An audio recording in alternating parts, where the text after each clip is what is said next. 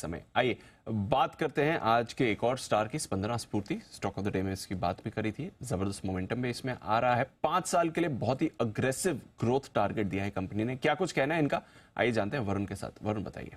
Definitely दीप, तो यहाँ पे खासकर एयूएम को लेकर जो टारगेट दिया है इन्होंने वो काफी एग्रेसिव है और 28/28 यानी कि 2028 तक 28,000 करोड़ का एयूएम का लक्ष्य जो है वो इन्होंने सामने रखा है। बेसिकली अगर आप देखेंगे तो इंडिया ग्रोथ स्टोरी पे ये सबसे ज्यादा फोकस कर रहे हैं और इसके लिए स्पंदना 2.0 ये स्ट्रैटेजी इन्होंने सामने रखी है। इसके पहले आपको याद होगा विजन 2025 इन्होंने सामने रखा था और कुछ दिनों पहले ही मैनेजमेंट हमारे चैनल पे आया था जहां पे इन्होंने कहा था कि काफी हद तक इनका जो लक्ष्य है उसको पूरा कर चुके हैं और इसके लिए अब विजन 2028 जो है वो इन्होंने सामने रखा है।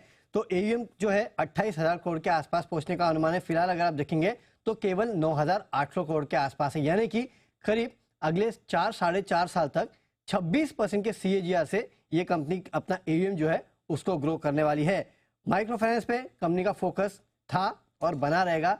अब तक ये करते थे कि अपना जो माइक्रो फाइनेंस कारोबार है उस पे बेसिकली जो लोन्स देते थे वो लॉन्ग टर्म या फिर लॉन्ग टेन्योर लोन्स जो है वो देते थे, बड़े लोन्स देते थे, लेकिन आगे चल के शॉर्ट ड्यूरेशन लोन्स जो है उस पे फोकस करने वाले हैं जिसका टेन्योर भी कम रहेगा और साइज भी जो है वो शायद थोड़ा बहुत कम रह सकता है। जैसे कि अब तक ये मंथली ईयरली लोन्स देते थे, आगे चल के वीकली लोन्स भी देने वाले हैं, ये इस कंपनी ने अपने प्रेजेंटेशन में कहा है। माइक्रो फाइनेंस में जो ग्राहक है साल दर साल 20% के आसपास CAGR से वो भी ग्रो करने वाले हैं और माइक्रो फाइनेंस के अलावा दूसरे कारोबार पे भी कंपनी फोकस करेगी।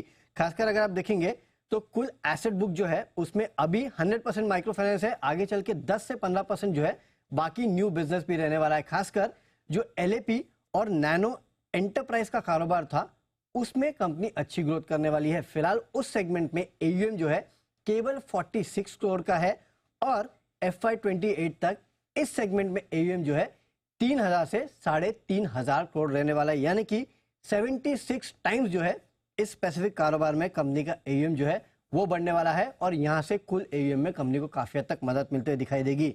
कॉस्ट ऑफ बोरिंग जो है वो भी कम होगी, फिलहाल 12.3% के आसपास है, इसके बाद ये 11-11.5% के आसपास रहने का अनुमान है। तो एग्रेसिव लक्ष्य है इस कंपनी के 28/28 यानी कि FY28 तक 28,000 करोड़ के एयूएम का लक्ष्य है वो इस कंपनी ने रखा। 28 तक 28 क्या बात, ये कंपनी ने बोला कि आप बोल रहे हैं अपनी मर्जी? नहीं जी, प्रेजेंटेशन है। मैं नहीं कह रहा हूं। मुझे लगा कि आपकी भी क्रिएटिविटी सुमित जी की तरह काफी बढ़ चुकी है।